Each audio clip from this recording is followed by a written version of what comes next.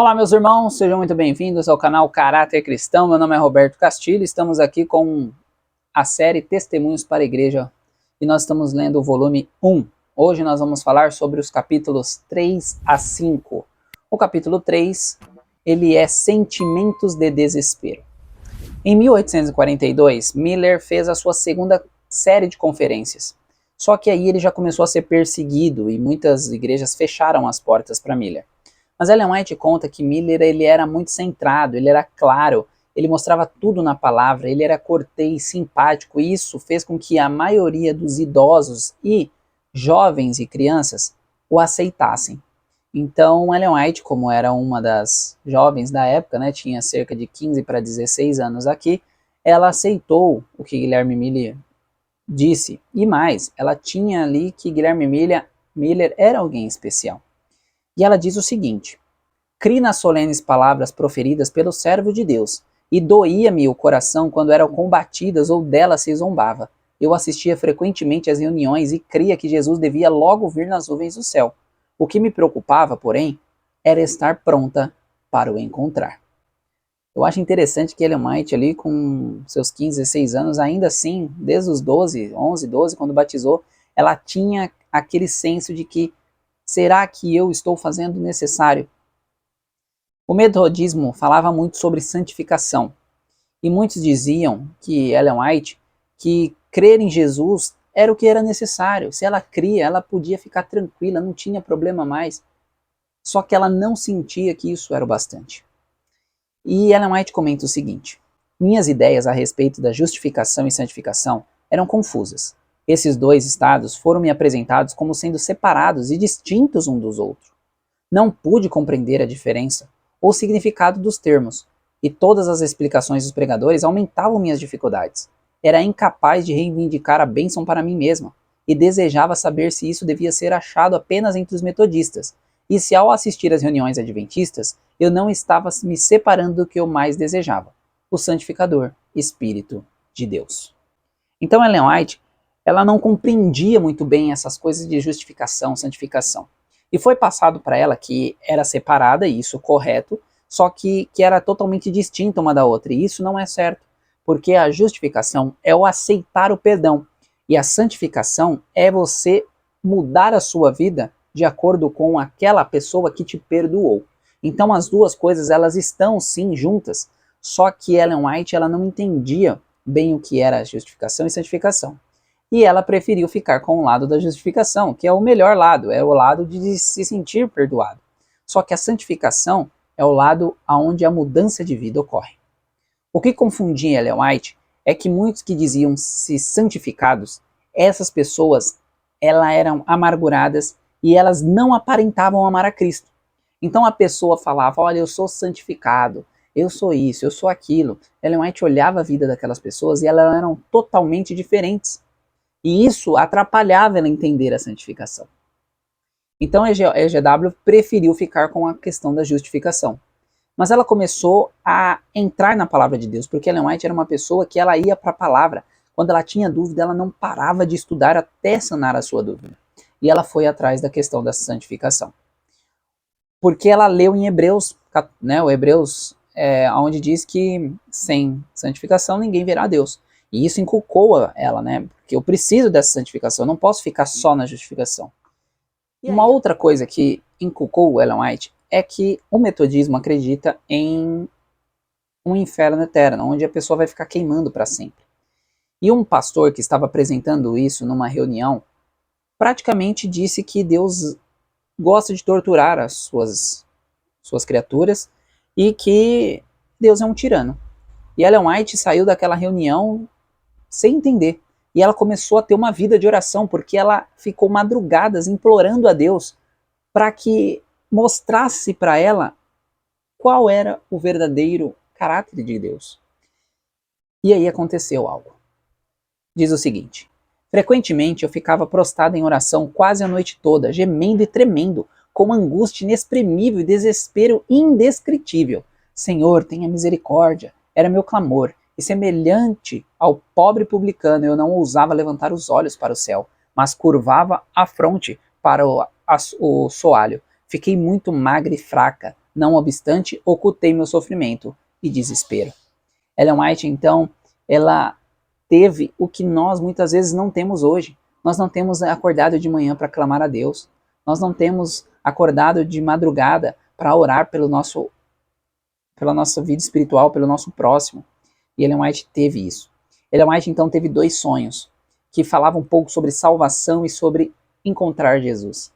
E ela começou a contar essas experiências. O pastor Stockman, que era um pastor confiável de Ellen White, e ele acertou em cheio, ele falou com Ellen White, e Ellen White saiu muito confiante dessa conversa com o pastor. E o pastor falou uma coisa que ele cravou em cheio. Olha o que ele falou para Ellen White. Ellen, você é tão criança. Sua experiência é muitíssima singular. Numa idade tenra como a sua, Jesus deve estar preparando você para algum trabalho especial. E não é que ele acertou? Pouco tempo depois, Ellen White se tornaria a profetisa do Senhor.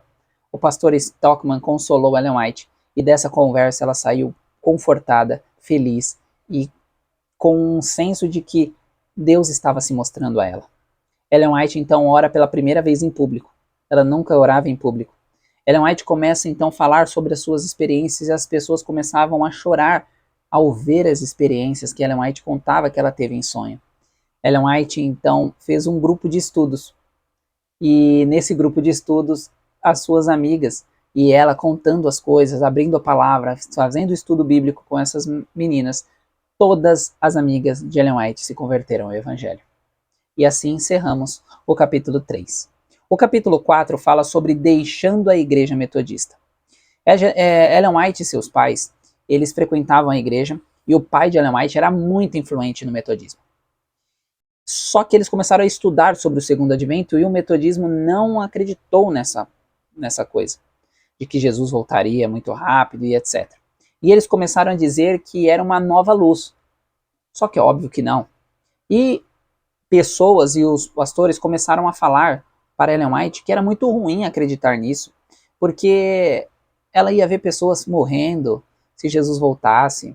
Ela disse para ela que seria ruim ver Jesus vivo. Era melhor morrer e esperar ele voltar quando estivesse morto. E seu irmão ali saiu dessa reunião totalmente convictos de que queriam ver Jesus. Ellen White e Roberto falaram pela última vez numa reunião metodista. Depois disso, eles começaram a cortar eles dessas reuniões. Eles não poderiam mais ter fala, como já está acontecendo, infelizmente, muito em nosso meio também. E EGW, né, Ellen White e suas irmãs, a Sarah e a Elizabeth, começaram a vender muitas coisas para conseguir dinheiro para imprimir folhetos sobre a volta de Jesus. Ellen White vê sua mãe e a sua irmã falando sobre a questão da imortalidade da alma. E a mãe de Ellen White começou a questionar porque não fazia sentido na Bíblia a alma ser imortal. E Ellen White fica por detrás e é mais uma das curiosidades que Ellen White trouxe para si. Ellen White então abraça as doutrinas de não inferno eterno, de não imortalidade da alma e da volta de Jesus. E aí o pai de Ellen White começa a receber visitas na sua casa de pastores para que eles possam voltar atrás do que eles estavam acreditando. Mas isso não foi possível. O pai de Ellen White, inclusive, replicou algumas passagens bíblicas, como 1 Tessalonicenses 4, 16 a 18, onde deixa claro que Jesus voltaria o quanto antes, e sempre foi uma doutrina que a breve volta de Jesus aconteceria, mas eles falavam que não, que era uma nova luz e que eles estavam errados, mas não mostravam um texto sequer da Bíblia para provar o que eles estavam dizendo. Com isso, eles não puderam voltar atrás, pois a Bíblia é mais do que homens. E eles foram convidados então a uma reunião na igreja, onde não convidaram muitas pessoas, porque eles eram muito influentes, e inclusive não deixaram o irmão Roberto Harmon, né, que é o pai de Ellen White, falar. E eles foram banidos da igreja metodista. O capítulo 5 vai falar sobre a oposição de irmãos formalistas. Ellen White ela começou a falar sobre as suas experiências, os seus sonhos e as coisas que aconteciam. Isso começou a despertar inveja e as pessoas começaram a não querer ouvir mais os testemunhos da irmã White, que até aqui não é profetisa, tá? Isso aqui foi antes de ela se tornar profetisa, ela já tinha sonhos, ela tinha algumas coisas e ela começou a contar sobre isso. E aí tinha o irmão P e o irmão é o irmão P e o irmão Q, se eu não me engano. Dois irmãos R e P. O irmão R e o irmão P, porque Ellen White não coloca o nome da pessoa em si, né? Ela deixa sempre só a primeira letra do nome, para não expor a pessoa, porque não é o foco. O foco é expor a maneira que eles fizeram para que nós não façamos igual, tá bem? Ellen White, então, ela começou a ficar em silêncio. Ela não mais falava sobre nada para não ter problemas com as pessoas, mas o Espírito Santo a impulsionava a falar. Só que ela reprimia e ela não ouvia a voz de Deus. Ellen White então começou a sofrer oposição antes mesmo de ser profeta. Olha isso, hein? Mas Deus mostrou que ao irmão que estava ali, o irmão P, que estava atrapalhando Ellen White, em sonho, de que o que ele estava fazendo era errado. E aí eles começaram a tomar outras posições. Inclusive, eu tirei um texto aqui que diz o seguinte: todos os opositores foram levados a ver seu erro e a confessar que a obra era realmente do Senhor. Na reunião de oração que aconteceu logo em seguida, o irmão que havia confessado estar em erro em sua oposição experimentou o poder de Deus de tal maneira que seu rosto brilhou com a luz celestial e ele caiu desamparado ao chão. Quando recobrou as forças, novamente reconheceu que havia ignorantemente lutado contra o Espírito do Senhor, nutrindo sentimentos antagônicos a meu respeito. E Ellen White estava falando sobre isso. Ou seja, Deus, antes mesmo de formar Ellen White profetisa de fato, ela já era usada pelo Senhor.